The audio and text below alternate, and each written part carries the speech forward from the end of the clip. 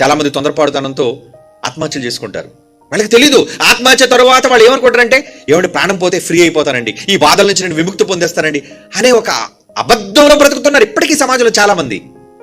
అంటే నేను ఒకవేళ ప్రాణం తీసేసుకుంటే నాకు బాధలుండవు, ప్రాణం తీసుకుంటే నాకు ఇక అవమానం ఉండదు అని అనుకుంటారు. కానీ ఎంతకన్నా పెద్ద మొత్తంలో అనంతకాలం పాతాళంలో అవమానం, కష్టం, బాధ, కన్నీళ్లు అన్నిటికంటే అధికంగా ఉంటాయండి.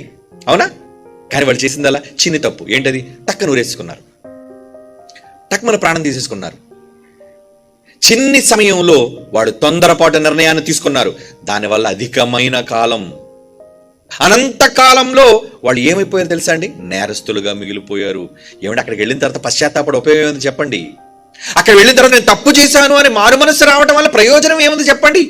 అందుకే దేవుడు ముందుగానే మళ్ళీ హెచ్చరిస్తున్నాడు, నాయన మీరున్న కాలం చిన్ని కాలం అయ్యే, ఓర్చుకొని ఆయన చిన్న కాలమేరా, చిన్న కాలం.